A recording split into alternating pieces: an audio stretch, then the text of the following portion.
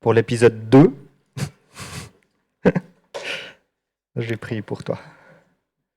Ouais, Seigneur, je te remercie vraiment pour ce que tu as mis sur le cœur de David ce matin. Seigneur, je te demande que tu puisses le conduire, l'accompagner, qu'il puisse vraiment transmettre ce qu'il a envie de transmettre ce matin et que nous, on puisse recevoir ce que tu as envie de nous dire au travers de ce message.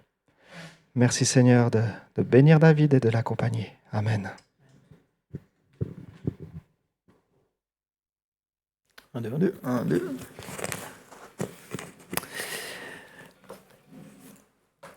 Alors voilà, bonjour à tous. Donc, comme il a été dit, on va prendre la suite de notre sujet de Lévitique 10. Donc, j'ai aussi de la peine à prononcer, ne faites pas, pourtant je l'ai lu. Nadab et Abihu, les leçons d'un drame biblique. Et donc, je pense, comme dans toute série, vous trépigniez d'impatience cette semaine à voir la suite. On avait arrêté comme ça dans un suspense au milieu de ce texte. Mais voilà, si vous n'avez pas suivi le premier acte de ce message, vous pouvez toujours le revoir sur notre chaîne YouTube. Mais bon, voilà, vous pouvez aussi, j'aurai compassion et je vais faire un petit résumé de ce qui s'est passé. Voilà, c'est un petit peu comme justement dans les séries TV où il y a toujours un rappel de l'épisode précédent, comme ça permet de recrocher.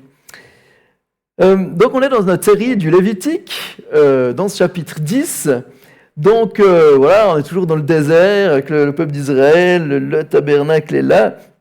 Il y a eu les sacrifices au début du Lévitique qu'on a vus, qui ont été établis, qui ont été enseignés.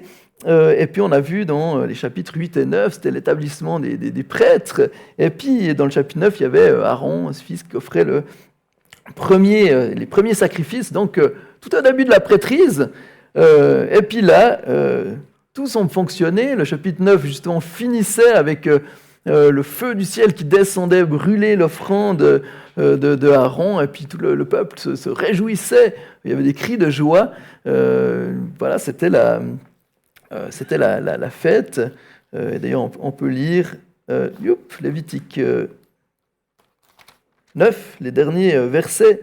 Moïse et Aaron entrèrent dans la tente de la rencontre. Lorsqu'ils en sortirent, ils bénirent le peuple, et la gloire de l'Éternel apparut à tout le peuple. Un feu sortit de devant l'Éternel et brûla l'holocauste et les graisses sur l'autel. Tout le peuple le vit, et ils poussèrent des cris de joie et se jetèrent le visage contre terre. Donc, waouh, c'est un moment intense, fort. Et voilà que tout d'un coup, commence ce chapitre 10.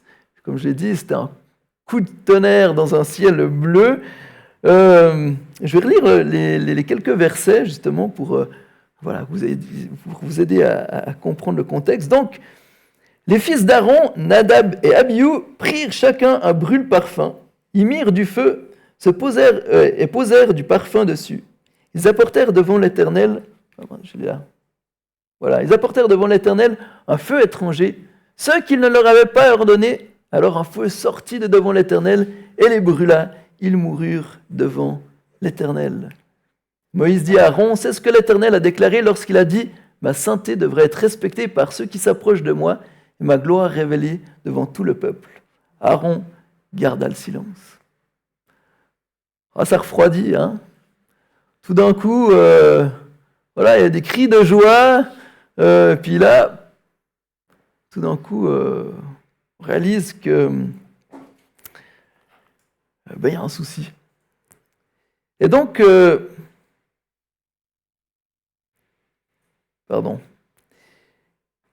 quelque part, ce drame, il arrive comme ça, alors qu'on est au début de l'ordination donc, dans des prêtres. Et quelque part, tout d'un coup, le peuple réalise, waouh, il faut faire attention.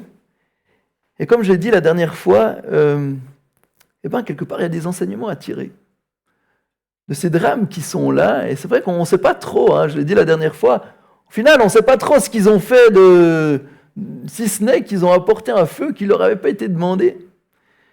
Ils ont pris les brûle-parfums, toute la séquence de mots aussi correspond à ce que les prêtres devaient faire. Mais sauf il a dit qu'ils ont apporté un feu étranger. Alors qu'est-ce que c'était? On en a parlé un petit peu la dernière fois, mais ils ont fait quelque chose qui ne leur était pas demandé. Et là, il y a une sanction directe. Un drame qui arrive, et comme je l'ai dit, ça fait écho à... Il y a plusieurs fois dans la Bible comme ça, des drames qui se passent, comme celui de Uza. Voilà, j'ai retrouvé son nom la semaine passée, je ne savais plus son nom. Uza qui quand le roi David veut faire revenir l'arche de l'Alliance, comme ça, puis ils mettent l'arche de l'Alliance sur un char neuf, et puis voilà que la route elle est un peu cabossée, et puis l'arche va tomber, puis Uza, dans un élan il veut retenir l'arche, il touche l'arche, il meurt sur le champ. On se dit, waouh, Seigneur, c'est un peu dur, hein? Mais je crois que ces drames nous apprennent quelque chose, et des choses qui sont importantes. Et c'est justement ce qu'on propose dans ce message, de voir quels sont les enseignements qui nous sont donnés dans ce texte. La semaine passée, je vous ai parlé, par exemple, du naufrage du Titanic, un drame, mais qui a servi après à réfléchir sur les moyens de sécurité. Et des choses ont changé depuis ce drame. Et plus récemment, et dans un ordre moins grave, ma fille on fait une entorse du talon cette semaine en voulant faire une roue dans sa chambre. Elle s'est pris le mur. Un drame pour elle en tout cas. Alors, c'est pas si dramatique que ça. Mais je pense qu'elle aura appris des choses aussi et changé sa manière de faire les roues. Et je crois quelque part, plus sérieusement, ces textes, ils sont là pour notre instruction.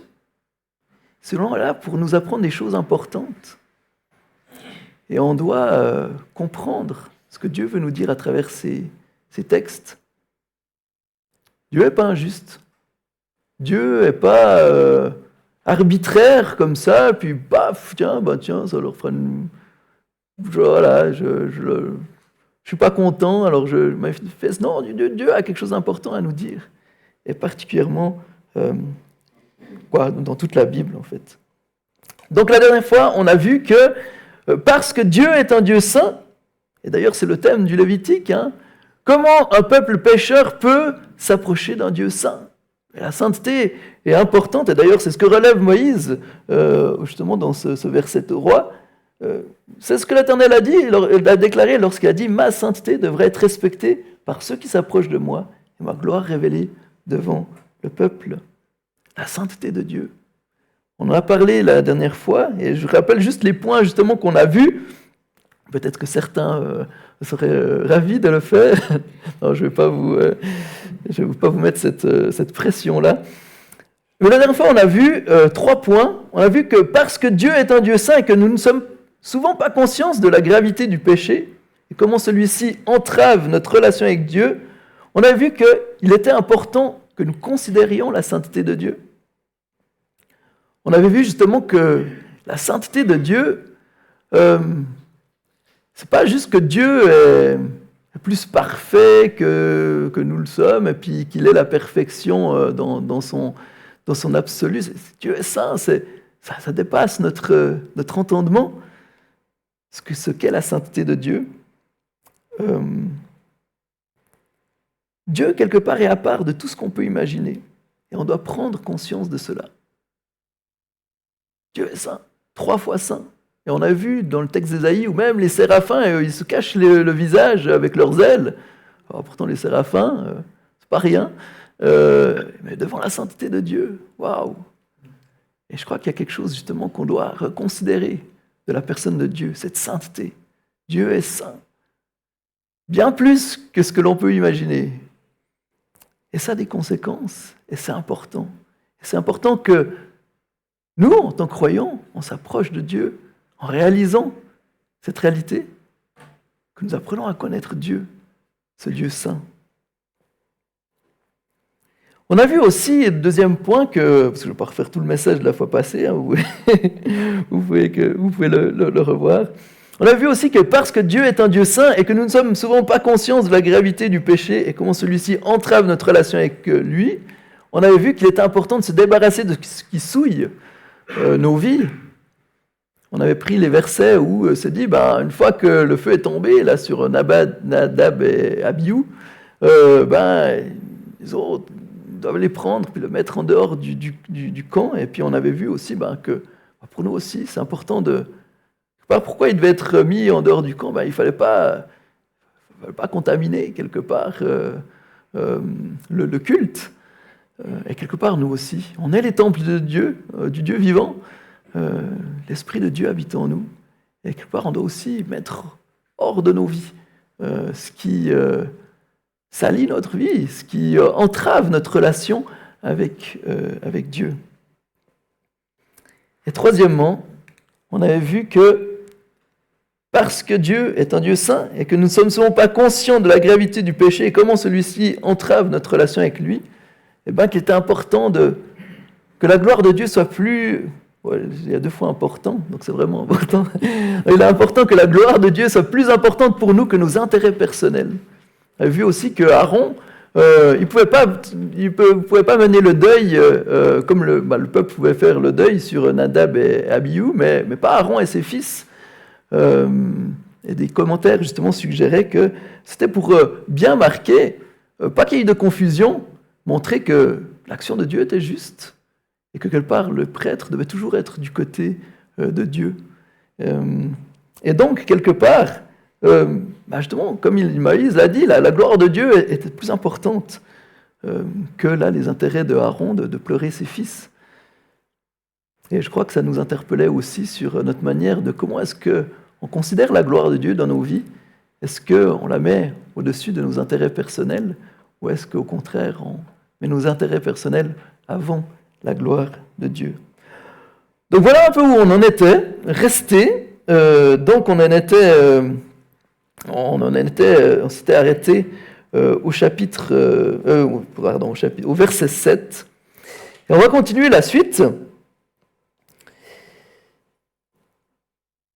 avec la 4e chose, je crois, que l'on peut apprendre de cette histoire. Et on peut apprendre, je pense, que parce que Dieu est un Dieu saint et que nous ne sommes souvent pas conscients de la gravité du péché, comment celui-ci entrave notre relation avec lui, on peut voir qu'il est important aussi que nous discernions ce qui est juste et bon. Lévitique 10, les versets 8 et 11, il est dit « L'Éternel dit à Aaron, tu ne boiras ni vin. » Aussi, si certains veulent suivre dans leur Bible, vous pouvez ouvrir Lévitique 10, versets 8 à 11. L'Éternel dit à Aaron, tu ne boiras ni vin, ni boisson alcoolisée, toi ainsi que tes fils, lorsque vous entrerez dans la tente de la rencontre. Sinon, vous mourrez. Clair.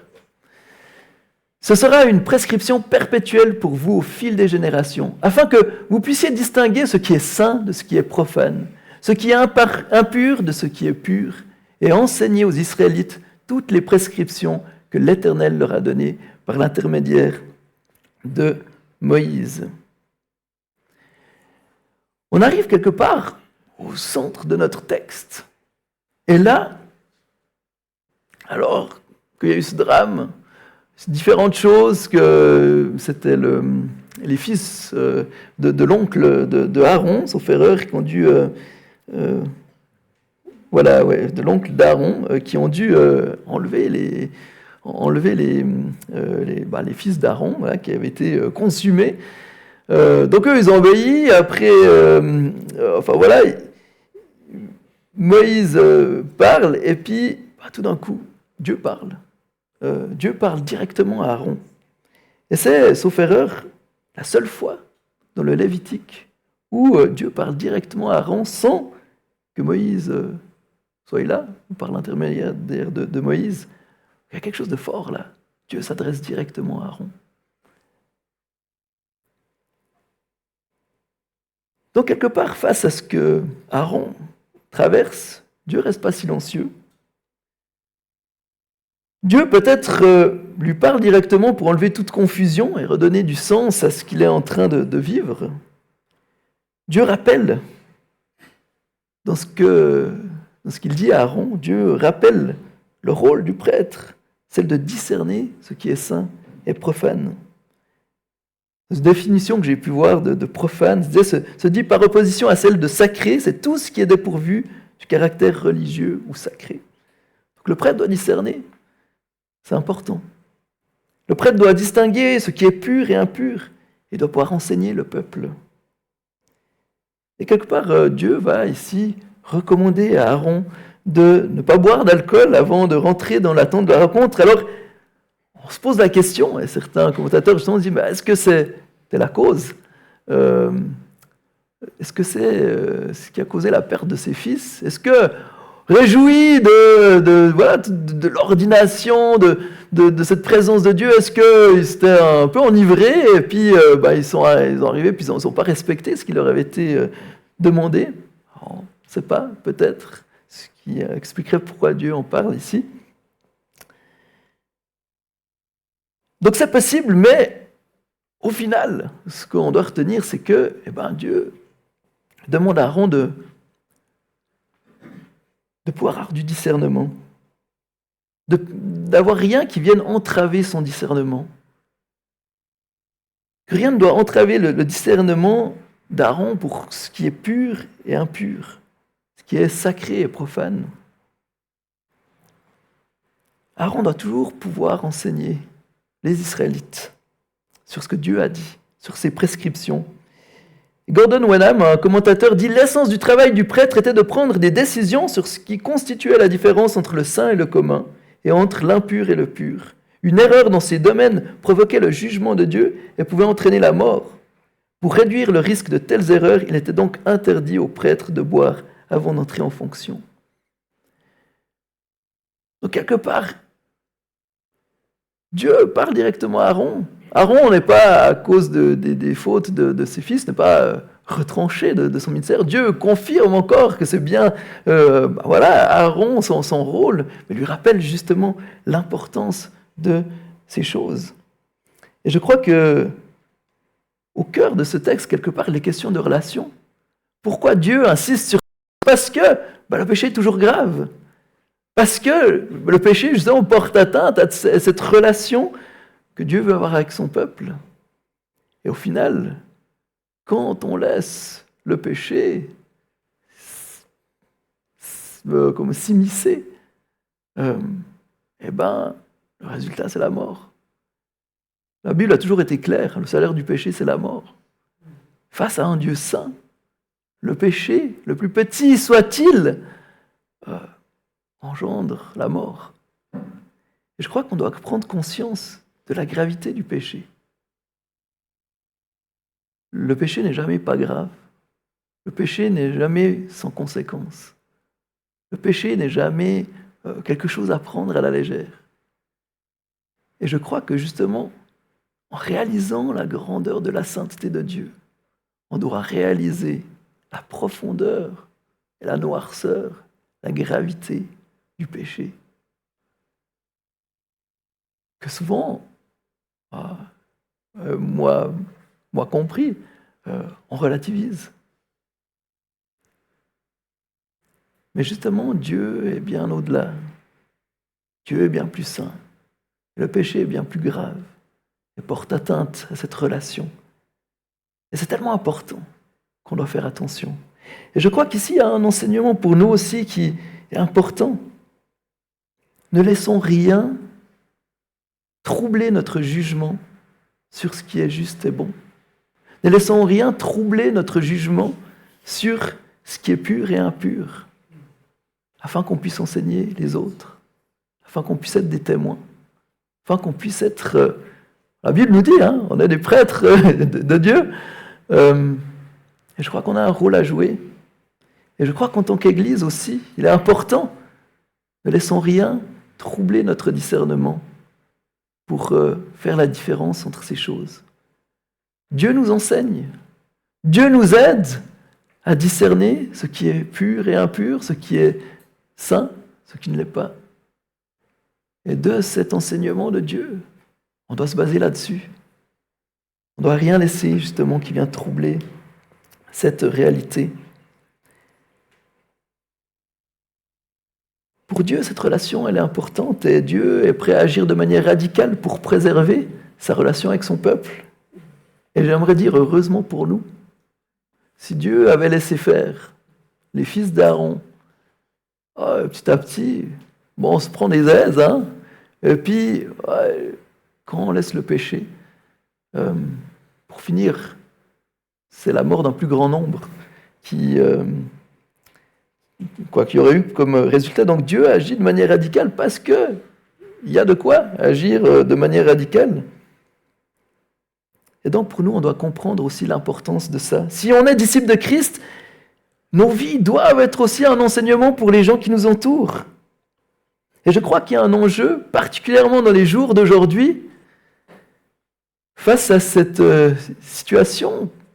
Aujourd'hui, beaucoup de choses entre ce qui est bien et mal, il y a de plus en plus de confusion. Et je crois qu'il est important, c'est important pour l'Église de Dieu de pouvoir discerner les choses. Osée 4:6 dit « Mon peuple est détruit parce qu'il manque de connaissance. Puisque tu as rejeté la connaissance, je te rejetterai. Tu ne pourras plus exercer la fonction de prêtre pour moi. De même que tu as oublié la loi de ton Dieu, j'oublierai aussi tes enfants. » Ça, c'est Osée, on n'est plus dans le même livre. Hein. Mais quelque part, il y a quelque chose d'intéressant là. « Mon peuple est détruit parce qu'il manque de connaissance. » La connaissance est importante. La connaissance que nous donne Dieu est importante. Et la connaissance, justement, de savoir ce que Dieu nous prescrit, ce que Dieu nous dit, et de pouvoir discerner ce qui est bon et ce qui ne l'est pas. Manquer de ça, c'est aller à la destruction. Et là, donc il y a un jugement aussi qui retire la fonction de prêtre parce que la connaissance a été rejetée. Et je crois que là aussi, il y a un avertissement pour nous. Si on rejette la connaissance de Dieu, que Dieu nous donne, comment est-ce qu'on peut encore représenter Dieu? Si son peuple n'est plus clair, si on ne prend plus au sérieux la parole de Dieu, comment est-ce qu'on peut encore jouer un rôle d'ambassadeur auprès des gens qui nous entourent? Vous savez, je suis de plus en plus des fois surpris quand je rencontre des jeunes croyants. Des fois, il manque beaucoup d'enseignements. Et des fois, ils vivent des vies qui sont pas selon ce que Dieu nous dit dans sa parole, simplement parce que jamais personne ne leur a dit. Et je crois qu'on a une responsabilité, les uns envers les autres. Comment est-ce que notre vie reflète les enseignements que Dieu nous dit? Est-ce que quand les gens nous voient vivre, est-ce qu'ils ont une vision claire de ce qui est bon et de ce qui ne l'est pas? Ou est-ce qu'au final, il y a une confusion? On dit, moi, je ne vois pas la différence entre leur vie et ma vie. Je ne vois pas la différence. Je crois qu'il y a un enjeu. Et que Dieu nous appelle justement à avoir les idées claires. Et quelque part à rechercher ça pour nos vies. Il est important que nous discernions ce qui est sain pour être ambassadeur de Dieu, pour favoriser autour de nous la relation à Dieu. C'est le but des prêtres. Ésaïe 5, verset 20 dit aussi « Malheur à ceux qui appellent le mal bien et le bien mal, qui changent les ténèbres en lumière et la lumière en ténèbres, qui changent l'amertume en douceur et la douceur en amertume. » Et aujourd'hui, justement, dans notre société, il y a une grande pression, aussi par la société, qui envie simplement de jeter la vision biblique de la morale, mais aussi une part du christianisme progressif qui, dans un sens, des fois, a envie de rendre l'enseignement de Jésus plus acceptable. Et je regardais justement encore un site internet d'une pasteur à Genève, je vous ai déjà eu parler, mais où on ne sait plus trop au final qu'est-ce qui est bon et qu'est-ce qui ne l'est pas. Et d'ailleurs, on ne veut plus trop parler de péché, parce que le péché, ça nous offense. Ce texte, il nous offense, hein. Mais c'est pas grave. Dieu est clair, et il veut montrer qu'on doit toujours être clair face au péché. Donc voilà pour l'interpellation pour nous. Est-ce que nous sommes clairs dans notre vie? Est-ce que notre vie reflète ce que Dieu nous enseigne par rapport à ce qui est saint et ce qui ne l'est pas? Comment notre quotidien le manifeste? Est-ce qu'on est des ambassadeurs de Christ? Je vous laisse avec cette question. Vous connaissez la réponse pour ce qui vous concerne.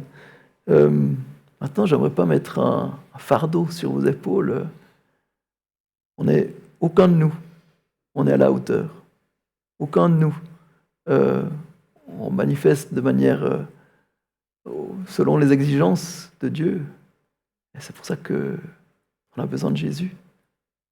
Mais on a besoin aussi de reconnaître aussi et de dire autour de nous quand on a fait du mal, ne pas couvrir nos fautes, ne pas cacher notre péché.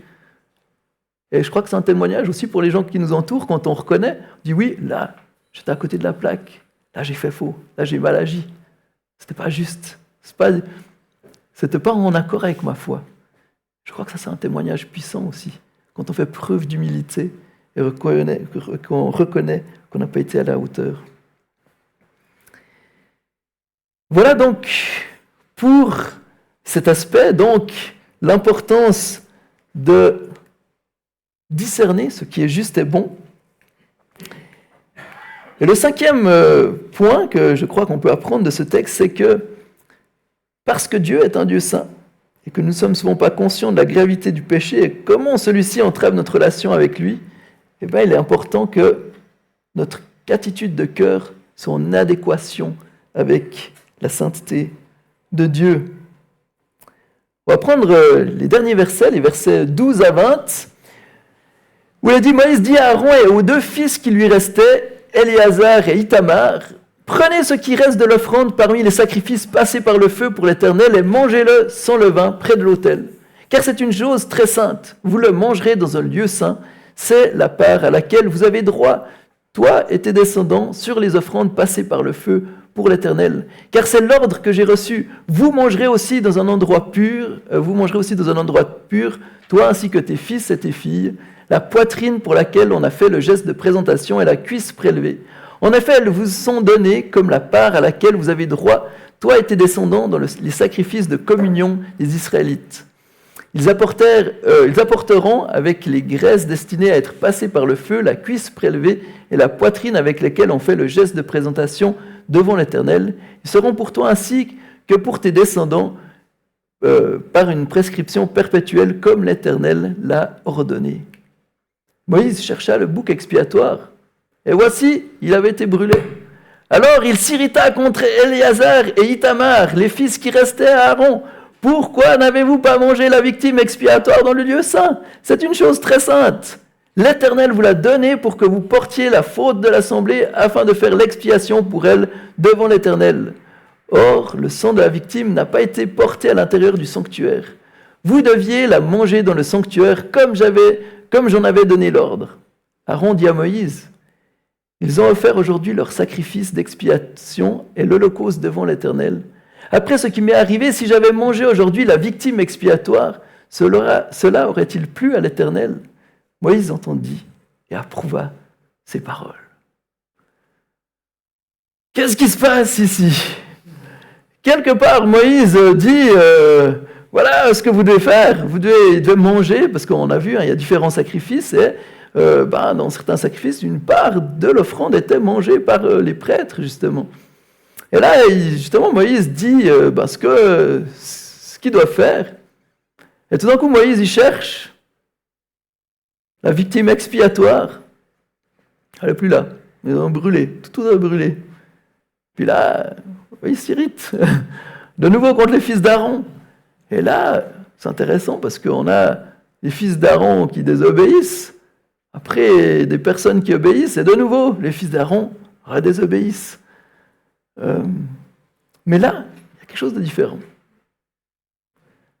Il n'y a que Moïse qui se met en colère. Pas de feu du ciel qui descend. Les fils de Aaron ne sont pas consumés. Aaron était sûrement concerné aussi parce qu'il dit, Après, ce qui m'est arrivé, si j'avais mangé, donc il aurait dû aussi la manger. Donc, Aaron est aussi concerné. Mais là, après que Aaron donne ses explications à Moïse, eh ben, la fureur de Moïse s'apaise, et puis Moïse, il approuve les paroles d'Aaron. Ils ont désobéi, ils ont bien fait. Pourquoi? Pourquoi est-ce qu'il y en a qui désobéissent? Il y a le feu du ciel, pourquoi ils désobéissent? Au final, ils sont approuvés. Et je crois qu'il y a une attitude de cœur différente. Et je crois que quelque part, alors il y aurait beaucoup à dire hein, probablement sur ce texte, on reste quelque part en surface, hein. Mais je crois qu'il y avait une attitude de cœur qui était profondément différente. Dans la première désobéissance, quelque part, ils ont pris Dieu à la légère. On a fait les choses sans considération de sa sainteté. Dans le deuxième cas, c'est justement par considération à sa sainteté qu'on n'a pas fait les choses. Par Aaron, il dit, mais si j'avais mangé, après ce qui est arrivé, est-ce que ça aurait plu à l'Éternel? Tellement peur que de faire quelque chose de faux, qu'on n'a pas osé manger. Parce qu'on a réalisé combien Dieu était saint, puis combien il ne fallait pas rigoler. Donc, pas prendre de risques, mais que par il y a une considération de la sainteté de Dieu à cet instant. En tout cas, c'est ce que je pense. L'attitude de cœur est fondamentalement différente. Et je crois que ça nous enseigne quelque chose aussi pour nous aussi. Notre attitude de cœur est toujours importante. Comme le psaume 51, 19 dit, les sacrifices agréables à Dieu, c'est un esprit brisé. Ô Dieu, tu ne dédaignes pas un cœur brisé et humilié. Quelque part, c'est le cas d'Aaron. Voilà pourquoi je pense que il avait une bonne raison.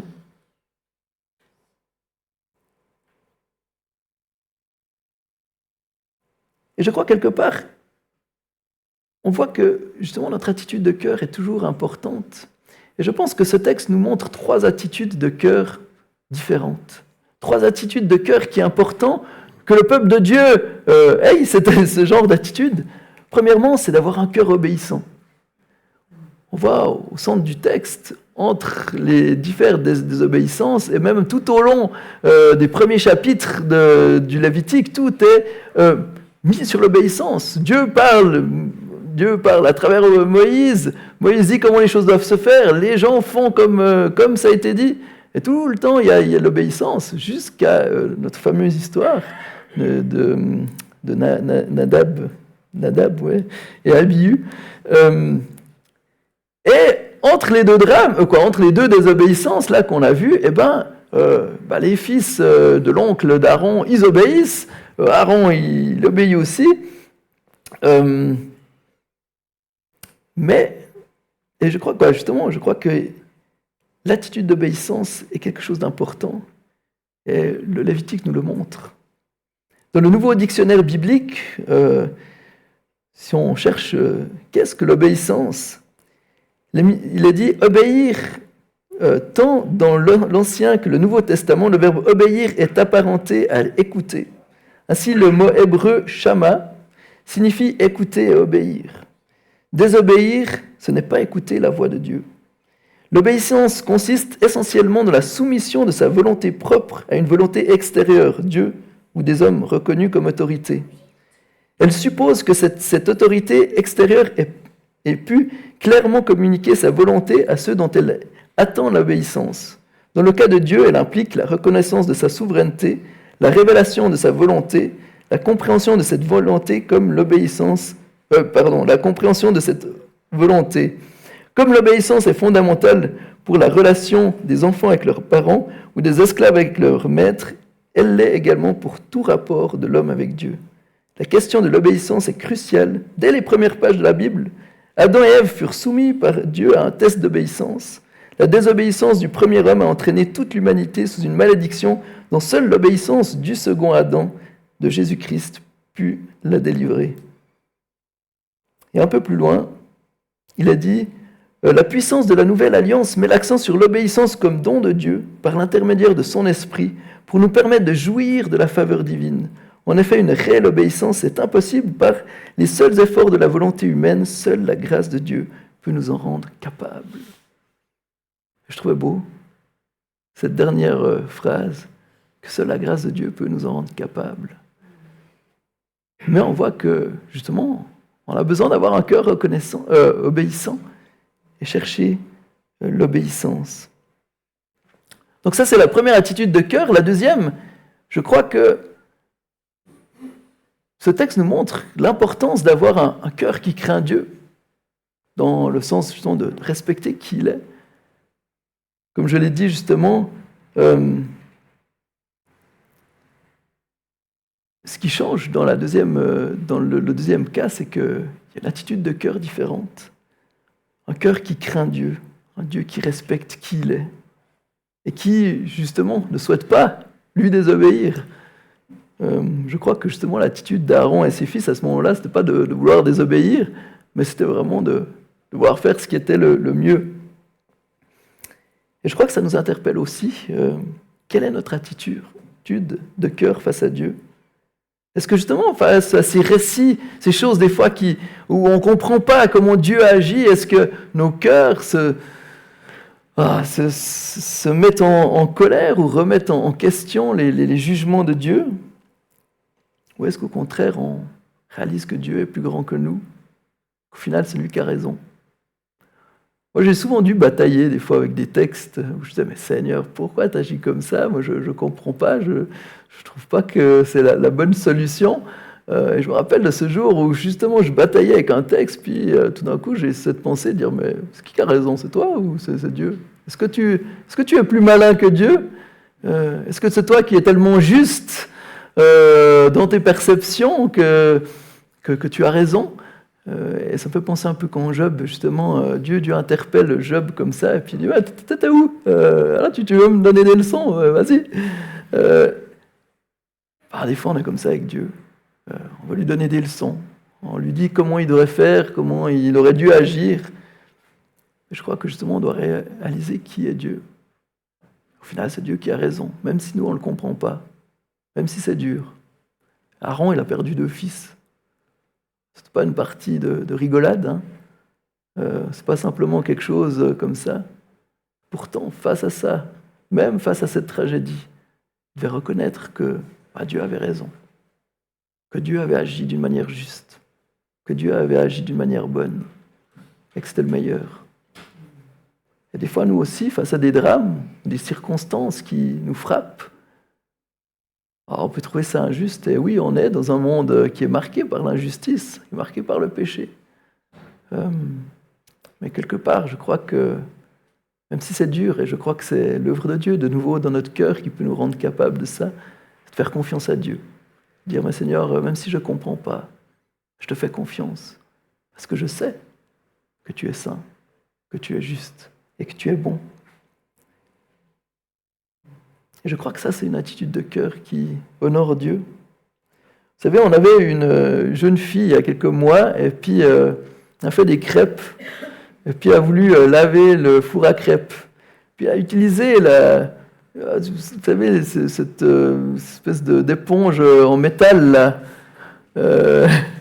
Parce qu'elle voulait bien que ça soit propre. Or, il est propre, hein, mais... on était surpris, mais quelque part, on ne pouvait pas se fâcher contre elle, parce que c'était pas par méchanceté qu'elle a voulu faire ça, c'était pas pour nous faire un sale coup, elle voulait nous rendre service. Son cœur, il était bien disposé.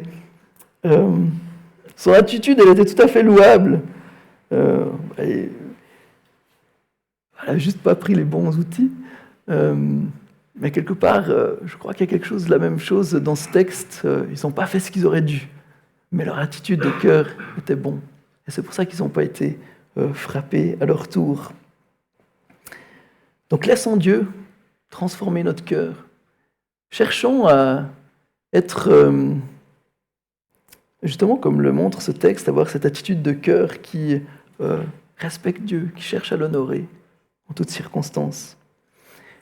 Une dernière attitude de cœur, je crois que le monde ce texte, c'est d'avoir un cœur qui cherche Dieu et le moyen d'être réconcilié avec lui. En fait, j'ai découvert ça cette semaine, un peu par hasard, parce que je travaillais sur autre chose. Mais en fait, le Lévitique 10, verset 16a, donc qui est dit « Moïse chercha le bouc expiatoire et voici qu'il avait été brûlé ». Ce verset se trouve être au centre de la Torah. Donc, on parle du Pentateuque, Genèse, Exode, Lévitique, Nombre, Deutéronome. En fait, il y a un certain nombre de mots, et puis il se trouve qu'au milieu de ce verset se trouve donc le pile, on est au milieu de la Torah. Et en fait, la Torah ayant un chiffre, alors c'est pas moi qui ai compté le nombre de mots, c'est bien incapable de le faire, il paraît qu'il y a 79 976 mots, et donc en fait, la moitié tombe entre deux mots. C'est Darok et Darak. Je ne sais pas, je prononce sûrement très faux, mais ça veut dire c'est chercher, c'est le terme chercher. En fait, le verset dit, il dit Moïse, c'est que je l'ai mis. Oui, c'est 16, ouais. Mais en fait, dans la version, on voit un petit peu moins, là, ça ressort moins qu'une traduction qui serait plus littérale. Voilà, au sujet du bouc, serait plutôt au sujet du bouc expiatoire, Moïse fit des recherches d'Arok, et il se trouva d'Arak qu'il avait brûlé.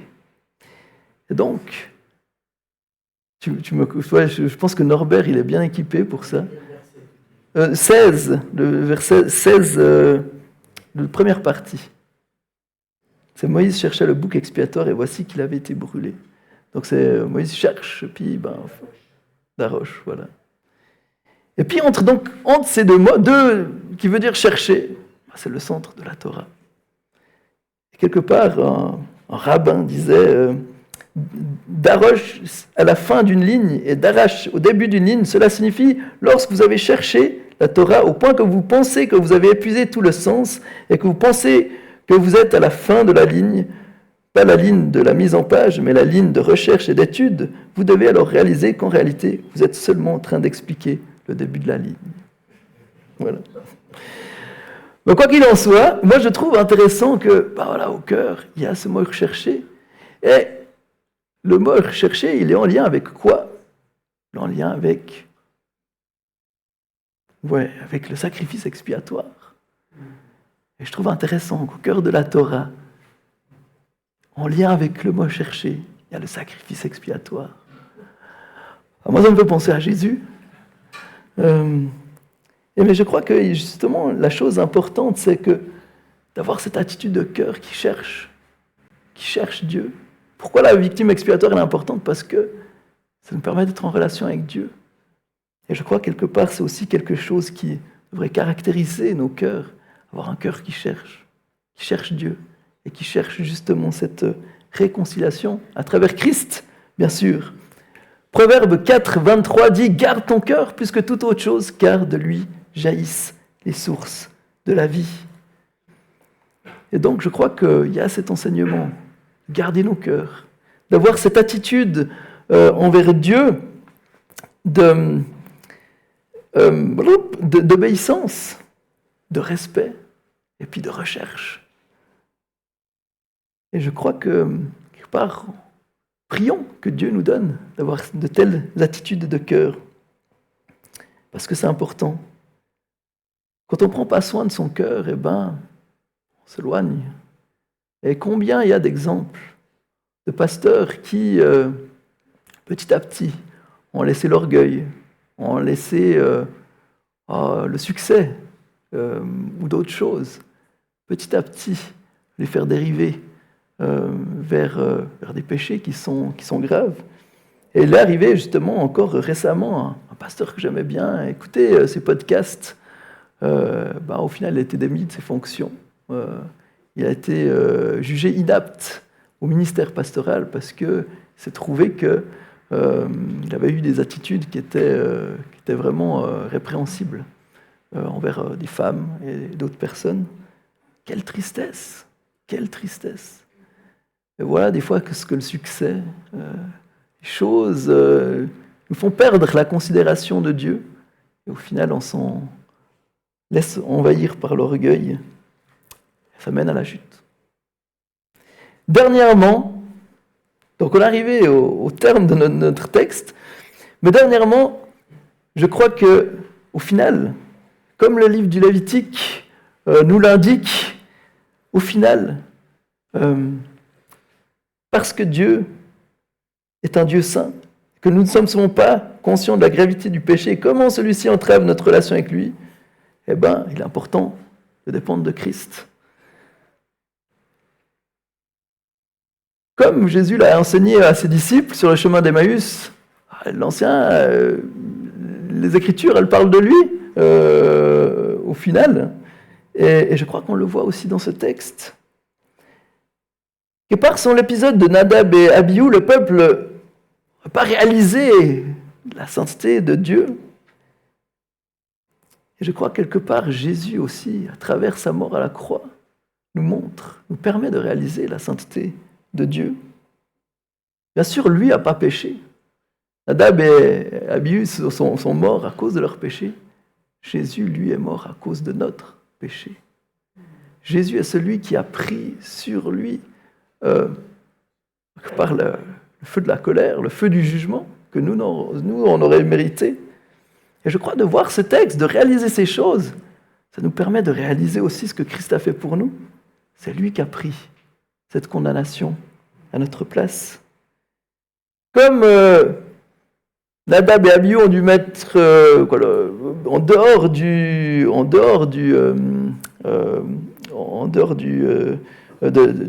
de la communauté, Christ a été amené en dehors de la ville à cause de notre péché. Et de même qu'il y a un renversement dans ce texte, où il y a un changement d'attitude de cœur, je crois que justement, Jésus, par son esprit, veut nous donner un changement de cœur. Un cœur qui ne prend pas Dieu à la légère, mais qui le considère comme il est, qui est obéissant, qui le respecte et qui le cherche. On a besoin de la nouvelle naissance pour cela. Et il y a un exemple que j'ai lu, que je trouvais intéressant, c'est... alors je ne sais pas si c'est une histoire vraie ou pas, mais c'était des gens qui roulaient c'était dans la brousse, ou je ne sais pas, en tout cas il y avait beaucoup d'herbes, de hautes herbes comme ça, et puis il s'est trouvé que tout d'un coup il y avait un incendie. Et puis ils ont remarqué qu'en fait compte, ils étaient bloqués parce que l'incendie les encerclait. Et puis le feu allait les consumer. Mais tout d'un coup, ils ont réfléchi, ils ont pensé à quelque chose, ils ont allumé un feu proche d'eux, et puis ça brûlait les herbes. Puis ils ont laissé que ça vienne. Ils ont fait ça sur une grande partie, et puis après ils se sont tenus là où le feu a déjà passé. Et les herbes l'incendie a avancé jusqu'à, comme il n'y avait plus d'herbes à consumer, ils n'ont pas été brûlés. Alors voilà, je ne sais pas la véracité de cette histoire, mais la moralité, c'est ça, c'est que le feu ne peut pas brûler là où le feu le feu ne peut pas brûler ce qui a déjà été brûlé. Et quelque part, avec Christ, c'est la même chose. Le feu de Dieu est tombé sur Christ, à notre place. Et quand on se tient en Christ, le jugement ne peut pas retomber une deuxième fois. Et donc, je crois que ce texte devrait aussi nous amener à nous confier en Jésus, à réaliser. Et je ne sais pas, tout en faisant ce message et les différents points, si on regarde, quelque part, s'il n'y aurait pas ça, quel poids on aurait sur les épaules? Si on devait prendre... je vais peut-être juste prendre les... Hop. Si on doit prendre, il est important que nous considérons la sainteté de Dieu. Si on dit il est important de se débarrasser de ce qui souille notre vie, si on dit il est important que la gloire de Dieu soit plus importante pour nous que nos intérêts personnels, si on prend qu'il est plus important pour nous, que nous discernions, qu'il est important que nous discernions ce qui est juste et bon, si on prend, il est important que notre attitude de cœur soit en adéquation avec la sainteté de Dieu. On va avancer. On va regarder le dernier point. Si on prenait tout ça, sans Christ, oh quel poids je vous mettrais sur les épaules, hein, les amis. Je ne sais pas si vous serez très contents de venir au culte le dimanche. Alors, dire, non, qu'est-ce qu'il va nous dire encore? Mais je crois que quand on voit tous ces points, on réalise qu'on n'est pas à la hauteur. Alors ça ne veut pas dire que c'est parce qu'on n'est pas à la hauteur que ces points ne sont pas importants. C'est important et c'est ce que Dieu veut nous appeler à vivre. Mais pour ça, on doit dépendre de Christ. On doit dépendre de ce qu'il a fait pour nous. On doit nous tenir là où le feu a déjà brûlé pour être transformés. Et justement, Hébreux 7, 11 dit « Si donc la perfection avait été possible à travers le ministère des prêtres lévitiques, car c'est bien sur lui que repose la loi donnée au peuple, était-il encore nécessaire que surgisse un autre prêtre établi à la manière de Melchisédek et qu'il soit présenté comme n'étant pas établi à la manière d'Aaron ?» J'ai cru qu'il y avait une suite. Mais quelque part, il dit si la perfection était possible à travers il n'y aurait pas eu besoin d'autre chose. Mais Dieu sait, Dieu voit, Dieu montre. Et cet épisode nous montre encore. À peine ils avaient été établis, les prêtres, bam, ils se cassent la figure. Et quelque part, c'est ce qu'on voit tout au long de la Bible. Hein. Soyez les prêtres, les rois, les prophètes, etc. On a besoin du Messie. Et c'est dans ce temps de l'Avent, de ce temps de Noël, c'est quelque part ce qu'on peut encore et ce qu'on est appelé à réaliser. Jésus est ce Messie promis. Il est celui qui est le prêtre parfait. Il est celui qui est le roi parfait. Celui qui nous permet d'être en relation avec Dieu. Celui qui transforme nos cœurs, qui transforme nos vies et qui nous permet de vivre ces différents aspects.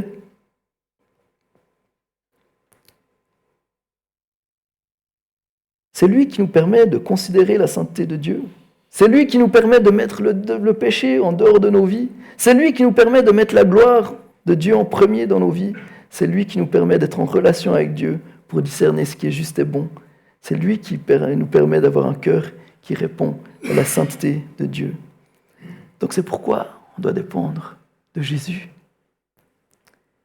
Et je crois que à la fois il y a ce réconfort que nous apporte Christ, et à la fois, pas dire qu'on doit rester là, et puis comme dit Paul, hein, est-ce que on continuera à pécher parce que la grâce surabonde? Ben non.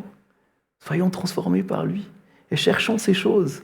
Prions que Dieu nous donne justement de réaliser la grandeur de sa sainteté. Prions que Dieu nous aide à mettre le péché dehors. Prions que Dieu nous aide à discerner ce qui est juste et bon. Prions que Dieu nous aide à avoir un cœur qui l'honore. Et prions que nous dépendions toujours de Christ. Voilà ce que je crois que ce texte peut nous apprendre, ce que le Lévitique nous montre. Et ma prière, c'est que le Seigneur vous fortifie et vous aide à être ses témoins dans ce monde et à considérer toujours plus la grandeur de la sainteté de Dieu et la grandeur et la richesse de son amour et de sa bonté. J'ai prié. Jésus, merci pour ce texte qui nous apprend bien des choses. Et Seigneur, moi, je suis toujours émerveillé de voir comment tu fais les choses. Seigneur, bien que ces textes, des fois, à première vue, peuvent nous paraître des fois bien étranges, Seigneur, toi, tu veux nous révéler plus. Et Seigneur, comme le centre de ce texte qui te cherche, tu te révèles. Seigneur, tu nous montres à travers ce texte bien plus que ce que souvent on comprend. Seigneur, viens par ton esprit nous fortifier. Aide-nous à nous tenir en toi. Et aide-nous à voir, justement, à considérer ce Dieu saint que tu es. Aide-nous à nous détourner de tout ce qui entrave notre relation avec toi. Seigneur, tu vois combien de choses qui sont nombreuses. Si on devrait étaler tout ce qui, dans nos vies, nous éloigne de toi, on pourrait bien écrire des livres. Seigneur, on a besoin que tu éloignes ces choses de nous. Donne-nous la force aussi de nous en éloigner. Et Seigneur, donne-nous de pouvoir avoir ces cœurs qui te cherchent, ces cœurs qui t'obéissent, qui te respectent. Et Seigneur, donne-nous de dépendre toujours de toi. Seigneur, donne-nous de chercher ta gloire avant la nôtre, chercher ton intérêt avant le nôtre. Seigneur, par ton esprit, viens œuvrer dans le cœur de mes frères et sœurs, dans mon cœur. Aide-nous pendant cette semaine à pouvoir être tes ambassadeurs, à veiller sur cette relation avec toi, plus que toute autre chose. Parce que c'est de là qu'on a la vie, c'est avec toi. Tu es notre Père, on est tes enfants. Seigneur, je te prie de bénir chacun. Seigneur, tu vois, ceux qui peut-être justement luttent avec un péché ou justement avec peut-être une incompréhension qui est là face à des circonstances. Seigneur, viens les rejoindre. Fais-leur de pouvoir être apaisés, de trouver en toi le réconfort dont ils ont besoin et la délivrance. Seigneur, merci parce que tu es là et tu agis. Dans ton nom Jésus. Amen. Merci.